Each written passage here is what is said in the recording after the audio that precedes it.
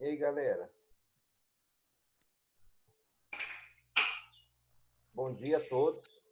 Tudo bem com vocês? Bom dia, Bom tudo dia, bem como com está? você? Bom dia, tudo e você? Eu estou bem, graças a Deus. Como é que tá as quarentenas aí de vocês? Tô fazendo autos nada. Caramba, hein? Ó, o João Pedro apareceu, João Pedro.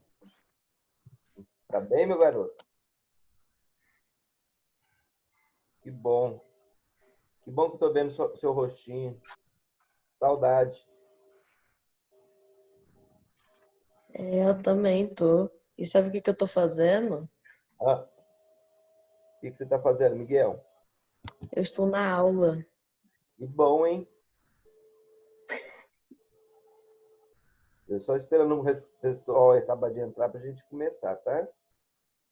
Tô ingressando aqui, a gente já vai. Você que não tem senso de humor.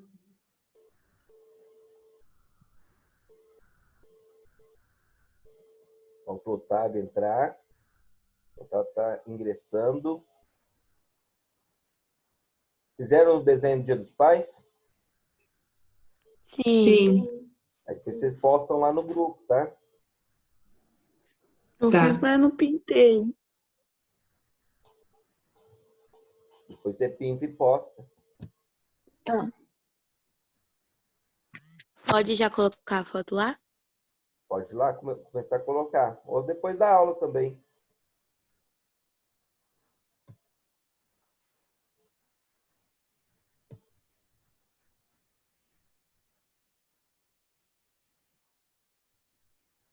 Vamos lá? Vamos começar então? sim.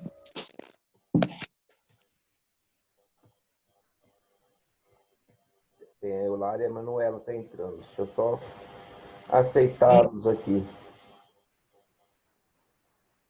Pronto. Pessoal, na aula passada, nós paramos aqui, lembra? Nós estávamos vendo a Santa Ceia, né? A passagem da Santa Ceia lá que teve. Nós vimos, só recordando, tá? Nós vimos a Santa Ceia, nós vimos o Manuel Ataíde, que é o mestre Ataíde, né?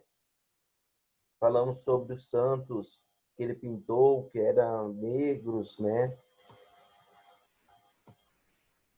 Aí nós falamos também um pouquinho sobre a Santa Ceia, como está aí no slide, falamos as técnicas que eles utilizaram naquela época, que ainda é utilizado até hoje. Aqui é a Santa Ceia, né, que é um afresco, né?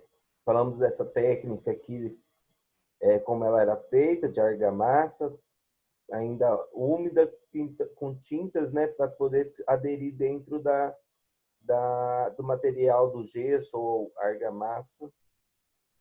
Isso aqui é um afresco, uma imagem de Leonardo da Vinci. Falamos o que era um polímata, né? Que tinha vários conhecimentos, né? De várias áreas. No caso, que era Leonardo da Vinci. Falamos sobre o livro do corpo humano.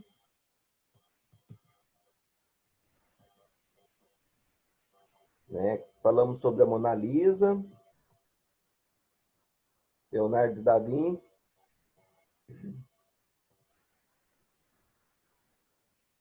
Falamos aqui sobre o leitão, a pururuca, que era uma carne própria, né? E falamos sobre o aleijadinho aí, Antônio Francisco Lisboa aí, certo? E não é de Lisboa. Isso mesmo. E na prova vai ter pegadinha sobre isso. Vixe. Então vamos lá, nós paramos então no passo da crucificação de Jesus Cristo, né? Aí nós falamos aqui nesse slide aqui sobre as 6 capelas. Então cada casinha dessa daqui, ó, o 1, 2, o 3, 4 e o 5, E o 6, dentro dessas casinhas tem a passagem de Jesus Cristo, né, para a crucificação dele. Nesse slide a gente comentou, né, que foi a primeira capela, Santa Ceia, a segunda capela, que é o Monte das Oliveiras, terceira capela, que é a prisão de Jesus Cristo. Depois nós falamos sobre a quarta capela, que é a flagelação e a coroa de espinhos. A quinta, nós falamos sobre a cruz nas costas de Jesus Cristo. E a sexta, a crucificação de Jesus Cristo, né? Na aula passada a gente parou por aqui. Hoje a gente vai ver oratórios, tá? Antes de a gente iniciar esse slide aqui, vocês têm alguma dúvida do que foi apresentado para trás? Não. Não.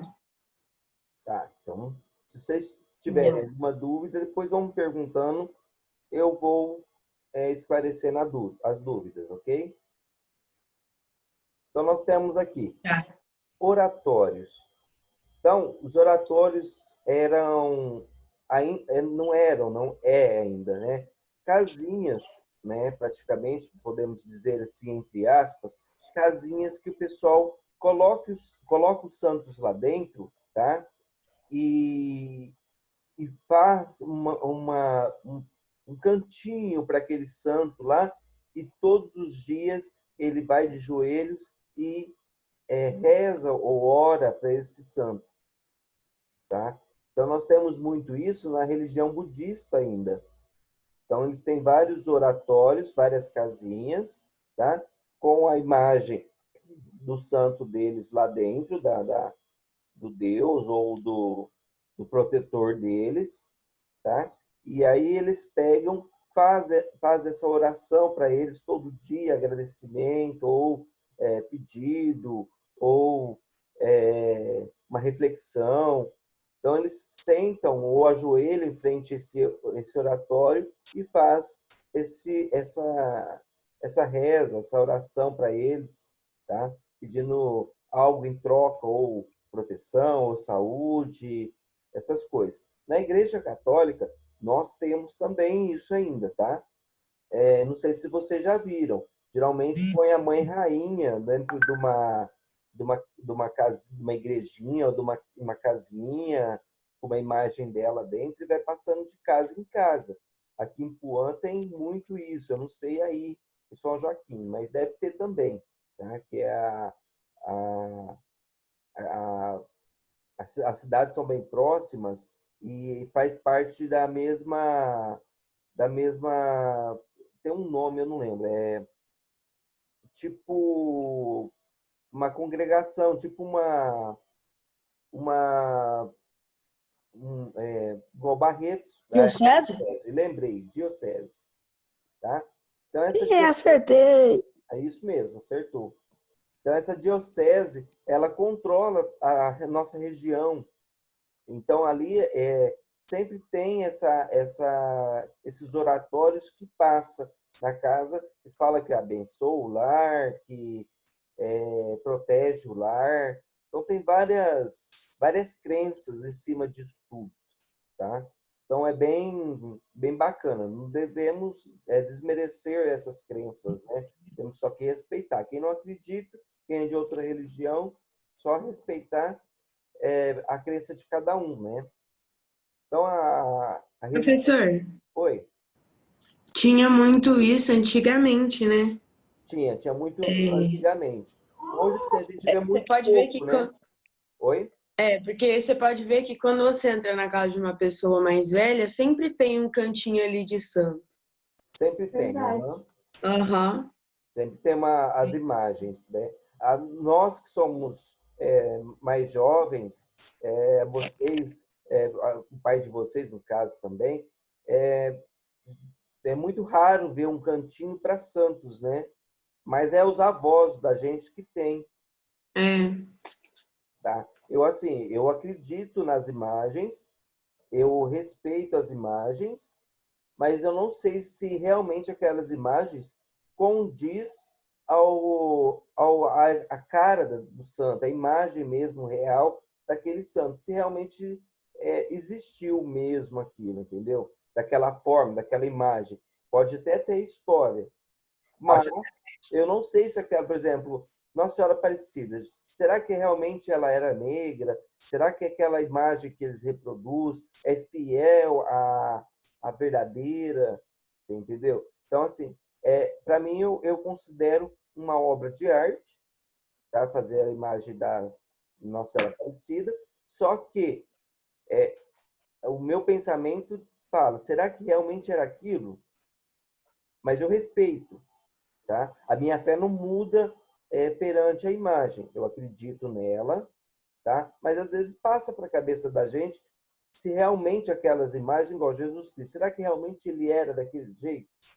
Entendeu? Porque nos sobreviveu pessoas daquela época para falar que Jesus Cristo era cabelos longos, que ele era branco, ou que ele era negro.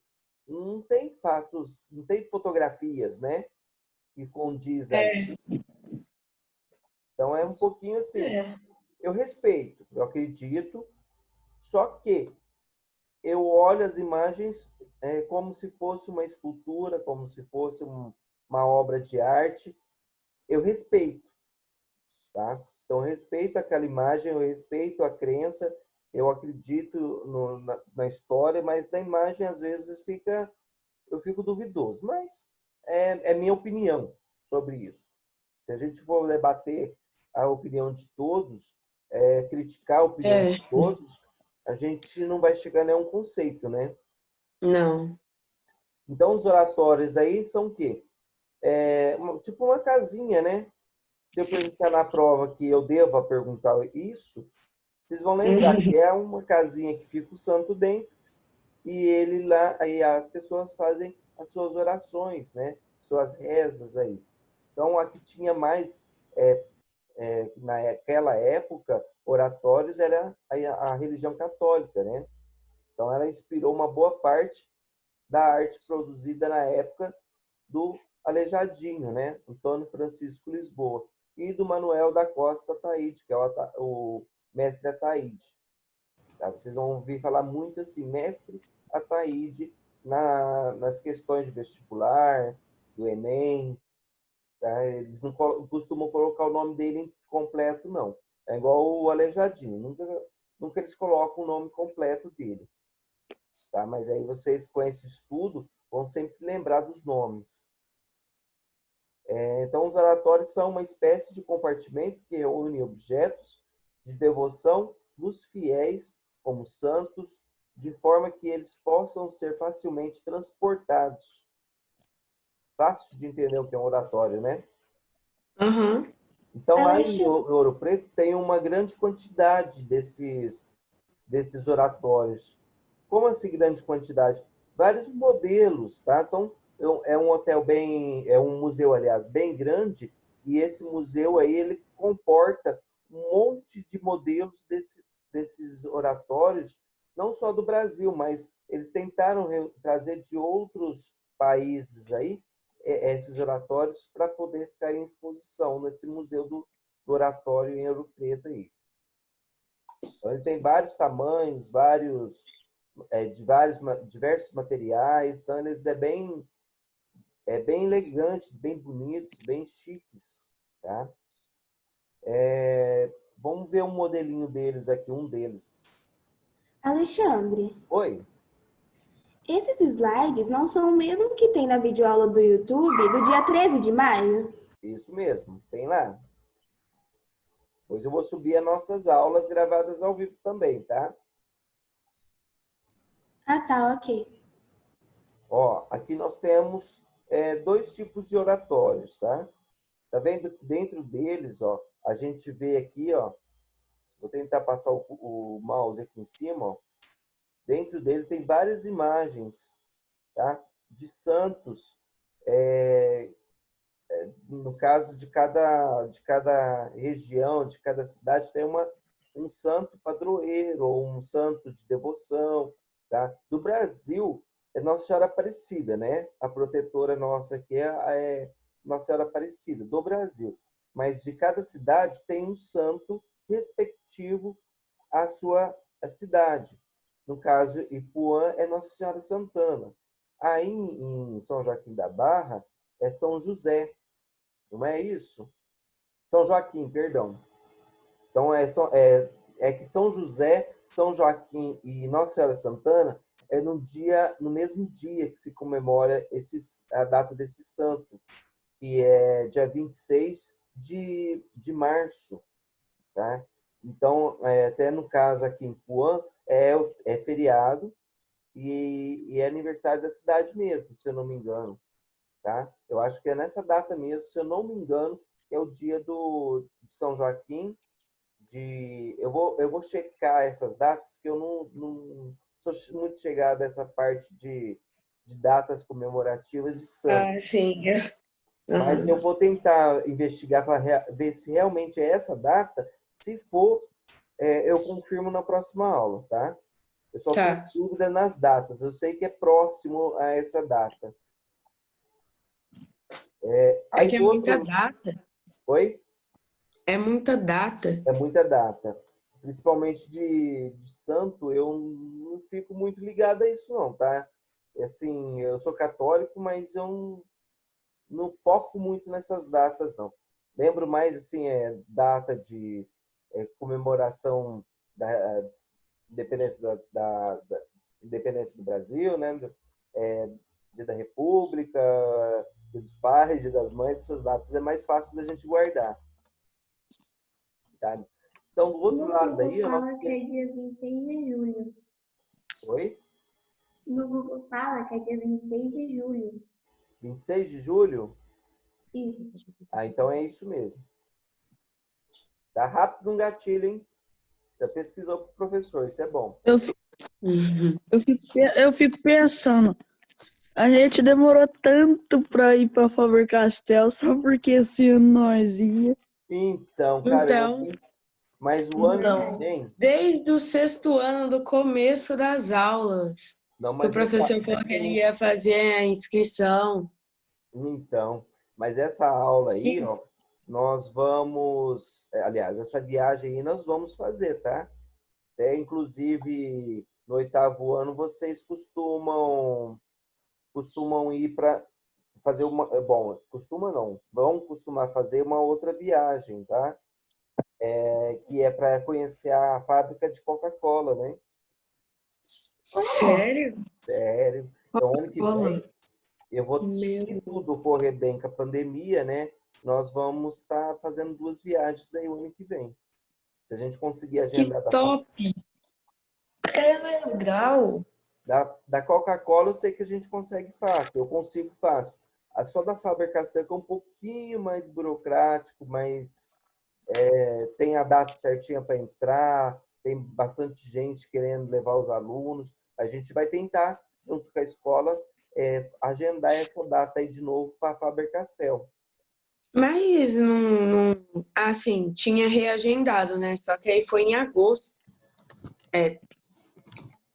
Não foi, professor? Tinha reagendado, né? Mas aí, com essa pandemia, eles cancelaram tudo, né? Agora, eu não sei se eles vão fazer algo para esses reagendamentos aí para o ano que vem. Aí eu vou ter que entrar em contato com a Faber-Castell, mas vou ter que esperar mais o final do ano. Por quê? Por causa da pandemia, né? Diminuiu os casos, saiu uma vacina, saiu uma vacina aí russa aí, que vai ser feito teste nela para ver se realmente ela é eficaz essa pandemia, né? Vamos torcer. Já descobriram a vacina aí, né? Vamos rezar que essa vacina é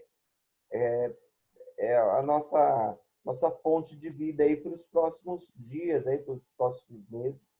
Vamos torcer que ela funcione, tá?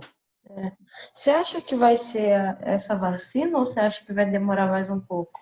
Hum, eu acho que vai demorar mais alguns meses para sair essa vacina. Eu acho que ainda não é essa. Mas estou rezando que seja para a gente voltar à nossa rotina normal, para a gente voltar às nossas aulas. Eu prefiro muito mais ter aula presencial, tá? Vou ser bem sincero, do que ser em vídeo, do que ser à distância. Eu prefiro estar de corpo lá com vocês dentro da sala de aula. Eu prefiro, Até eu que eu não gosto muito de escola, eu tô querendo voltar. tá? Então eu prefiro lá o nosso corpo a corpo é melhor, nosso bate-papo é melhor, o entendimento eu acho que fica melhor, tá? Tá certo que eu Assim, pego no pé de vocês, né? Com muitos trabalhos, muita coisa, mas é pro crescimento de Faço vocês. muitos trabalhos. Mas eu não assim, tenho pouco. na aula online eu prefiro assim por vídeo do que por, assim, pelo Zoom do que por videoaula. É melhor, né? Uhum. Eu queria Aí dá estar pra ver a reação e tal, e dá para saber. ver. Apesar Eu que, acho que o entendimento é melhor, não sei. apesar que muitos não Verdade. colocam seu vídeo aqui ligado, não, mas eu considero, tá? Ninguém deixa eu ver os outros, não, mas tudo bem. Só a Laís está ligada aqui, que eu estou vendo agora, Se eu não acabar, seu. né? Mas tudo Nossa, se eu bem, não tá ficar com essa valendo. pandemia, dá. Vamos voltar lá? Então, ó. Então, nós temos, então, no nosso lado esquerdo aí, ó, nós temos um oratório que é chamado bala, porque ele tem um formato de uma bala mesmo, tá? Ele fechado, quando ele fecha essas portinhas aí que estão abertas, ele fechado, ele fica em formato de uma bala de revólver mesmo, tá? Então, por isso que ele é chamado oratório bala. Então, tem vários santos ali, que é o São Joaquim, São José, São Francisco, Nossa Senhora da Conceição. Tem vários santos ali, ó, tá vendo? Dentro. Então, todos os santos que fazem parte dessa composição, eu coloquei embaixo aí, tá? E do nosso lado direito aí, nós temos um oratório de conchas.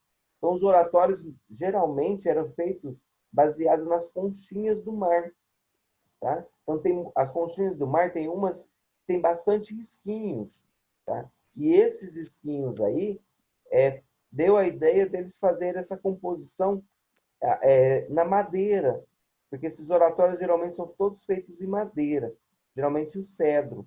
Então, eles fazem muitos detalhes com risquinhos em formatos de concha, tá? Então, é bem detalhado, é bem chique mesmo os oratórios. Professor, Claro. mas agora eu me confundi. Os oratórios não eram um quartinho, vamos se dizer? Ó, os oratórios, geralmente eles fazem um quartinho, tá? Para pôr o oratório. Para pôr o oratório. O budista deixa Ah, fixo dentro nesse quartinho, os budistas, a religião budista, tá?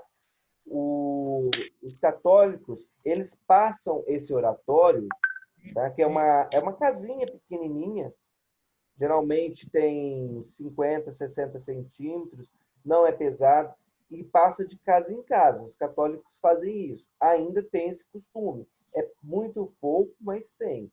Tá? Geralmente eles colocam a mãe rainha dentro da casinha e aí vai passando. Quem quiser fazer doação, quem quiser deixar uma mensagem dentro nesse oratório, eles colocam dentro da casinha, eles fecham a portinha e levam para a próxima casa. Tá? entendi. Então, esse oratório ele é transportável. Mas o budismo coloca um quartinho próprio, fixo na parede. Aí eles abrem, geralmente eles não mostram o que está lá dentro, os budistas, tá? Então eu mesmo, eu nunca vi o que tem dentro desses oratórios, eles não falam.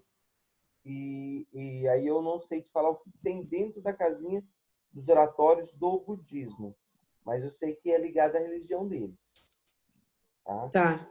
Então, geralmente, eles faziam como desenhos, como formas, nesses oratórios, como desenhos detalhados em forma da base. Ó. Pode ver que na base aqui, ó, tô passando o mouse em cima, não sei se vocês estão vendo.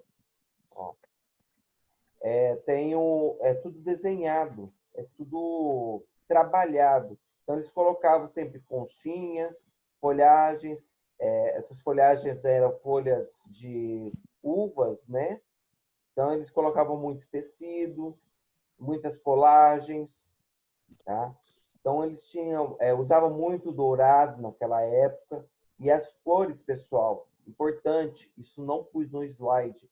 As cores principais do barroco são vermelho, azul e dourado. Tá? Essa é pergunta de prova. Então, não esqueçam, tem 3 cores que compunham o período barroco, que são o vermelho, o azul e o dourado.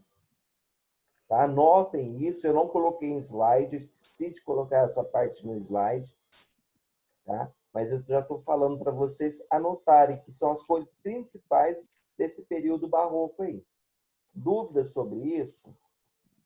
Não. Então vamos para o próximo Eu vou slide deixar aí. anotado. Então, o Brasil é o maior país de religião católica do mundo. Então, o Brasil é o mais, né, que tem mais fiéis católicos aí, tá? Então, mais que o Vaticano, que é lá em Roma, mais que o Vaticano, tá? Então, ele é um país que mais tem igrejas, que tem mais fiéis, tá? Então, o Brasil ele é bem considerado aí. Naquela época, muitas residências tinham o seu santo predileto, seu santo favorito, o santo da sua crença. Então, se vocês têm avós ainda, vocês vão ver que eles ainda têm algumas imagens que eles fazem devoção a isso, tá? Então, o Brasil, o maior país de religião católica do mundo. Não é de admirar que muitas residências tivessem um oratório com seus santos de devoção. Então, oratório é sinônimo de fé, tá? Então, por isso que existia o oratório. Ele levava a fé para a casa de cada um, tá? Então, unindo fé, espiritualidade e arte, temos o Museu do Oratório na cidade de Ouro Preto, em Minas Gerais. Então, é o maior, como eu já disse para vocês, o maior museu de oratórios aqui no Brasil. Então, a importância da coleção de oratórios, cuja influência vem do estilo barroco, rococó, neoclassicismo. É reconhecida em todo o mundo, o que levou o Museu do Oratório a ser frequentemente convidado a expor suas peças em eventos nacionais e internacionais de grande expressão. Aqui nós temos, nessa foto aqui, ó, acho importante ler essa parte, tá? Para mostrar a foto do museu. Então, aí nós temos uma foto do museu com alguns dos oratórios. Então, é bem repartido, é bem grande, tá? Então, vem muita gente de fora do Brasil para visitar esse museu aí. Então, ele é de grande importância e ele reúne muitas peças do mundo todo aí dentro do Brasil aí. Por isso ele é considerado o maior museu aí de oratórios aí. Aí nós falamos aí o que é barroco, rococó e neoclassicismo. Então nós temos o barroco, que é uma arte, né, que reúne cores, que reúne formatos, que reúne técnicas, né? E o rococó? Então, o rococó significa o quê? Vou ler para vocês aqui, para vocês entenderem, para ficar mais fácil. Ele deriva do francês, rocaille, em português, por aproximação, né, significa concha. Tá? Isso é significativo na medida em que, muitas vezes, podemos perceber as linhas de uma concha associada aos elementos decorativos desse estilo. Lembra que eu falei para vocês sobre os risquinhos do oratório? Então, esses risquinhos em formato de conchas é chamado rococó. Neoclassicismo é um movimento artístico, né? Que, a partir do final do século XVIII, reagiu ao barroco e ao rococó e reviveu aos princípios estéticos da antiguidade clássica, atingindo sua máxima expressão por volta de 1830. Então, o neoclassicismo é um novo clássico, né? Nova forma clássica de se ver a arte, de se ver a música, de ter uma cultura diferenciada, remodelada para aquela época, tá? E nós temos uma palavrinha aí que chama sacra, tá? Lá no slide dos oratórios tem essa palavrinha sacra, que eu não li para vocês, mas que eu estou pondo a tradução aqui. Significa religião, né? Relacionada muito à religião, aos rituais e ao culto. Aquilo que é sagrado, santo. Então, quando vocês ouvirem na igreja ou em outros rituais, outros cultos aí, a palavra sacra significa sagrado, santo. Dúvidas sobre isso? Não. Professor, o padre anterior da igreja que eu vou, ele fazia os oratórios de papelão. Às vezes não tem Ele material, fazia os santos também de papelão, era muito legal. às vezes não tem um material específico para estar realizando esse trabalho, ou ele quer chamar a atenção dos fiéis. Tá? É muito comum isso mesmo acontecer, eles fazerem de papelão ou de jornal, fazem uma massinha com papel higiênico e molda esse santo ou essas casinhas. Tá? Chama papel machê essa técnica. Então, é muito comum eles usarem. Ele mandava o pessoal pintar lá, sabe? Daí ele que fazia os desenhos na parede. Era muito legal. Que bacana. Verdade. É uma forma de interagir os fiéis com a imagem, né? Mas agora veio outro padre e ele deixou tudo branco. Não tem nenhuma imagem. Só de Nossa Verdade. Senhora. Ele tirou tudo. Ou seja, ele não respeitou, né, a arte do outro, né? Isso é muito triste. É igual se a gente pegar o grafite, né, que é permitido, Mas a igreja tá fazer ficando meio que gambiarra já. e ir lá e a gente pintar por cima desse grafite, né? Então é um desrespeito ao artista, a pessoa que fez a arte, Ele né? pintou tudo de branco. É muito triste, né? A gente ver destruir uma imagem que o outro criou, né? Aí ele só deixou quadro dos santos na parede. É que cada um tem Mas é bom, né? Cada um tem um jeito que de gosta. ver, né? É. De aceitar, né? A arte do outro aí. Continuando. Então, nós temos aqui, ó, Balé das Esculturas. Então, além das capelas dos Passos da Paixão de Cristo, que é considerado como se fosse um balé, né? E o balé nada mais, nada menos que passo a passo de algo, ou de uma dança, ou de uma passagem bíblica, aí, no caso, que são as capelas, né? Então, outras coisas vêm acontecendo, outras imagens vêm se associando a essas passagens bíblicas. Lembra que eu falei sobre as esculturas de pedra-sabão?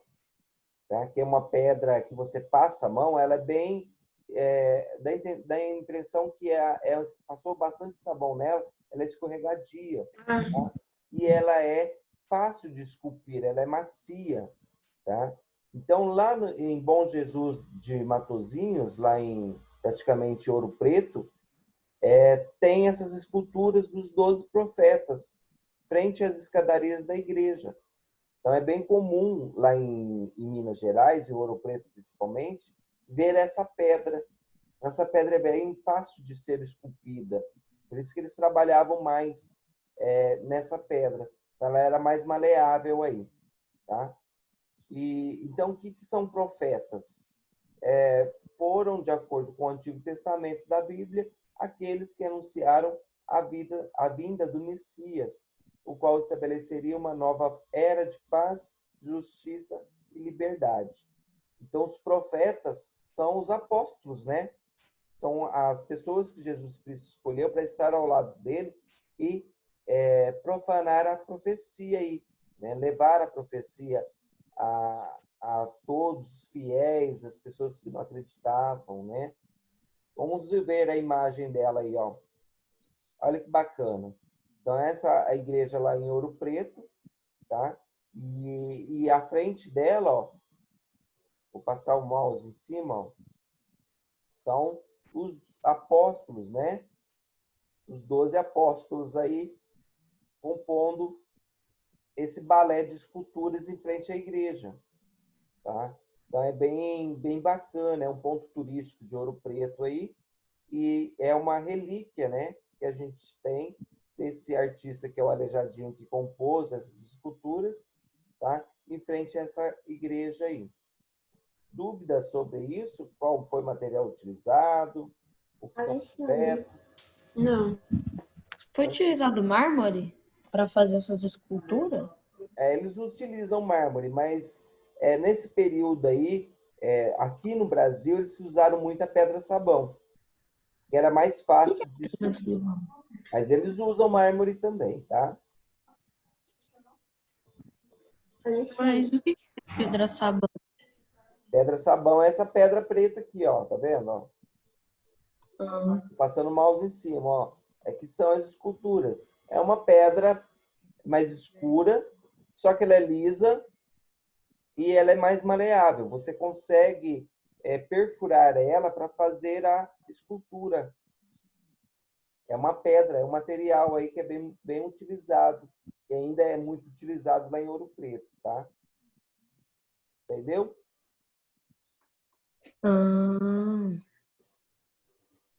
Vamos lá, vamos ver o outro slide. Nossa aula está quase finalizando aqui. Se finalizar, a gente Acho que prossegue a Gabi ia melhor. falar alguma coisa. Se finalizar do nada, eu converso com vocês no Zap e amanhã a gente prossegue aqui. Mas vamos lá, vamos continuar. Enquanto não acaba aqui, a gente continua. Rei Sol e o balé da corte francesa.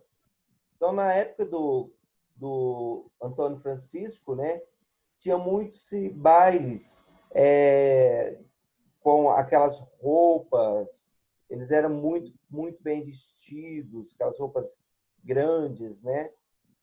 E aí eles faziam aqueles bailes da corte, reuniam os reis, as rainhas, os duques, as duquesas.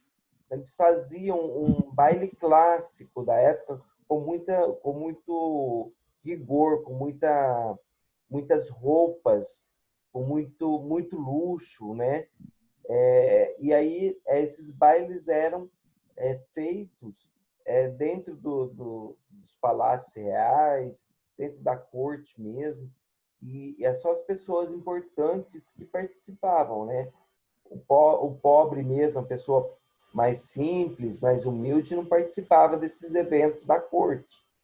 Então, naquela época em que Antônio Francisco Lisboa viveu, vigoravam no Brasil uma colônia, né?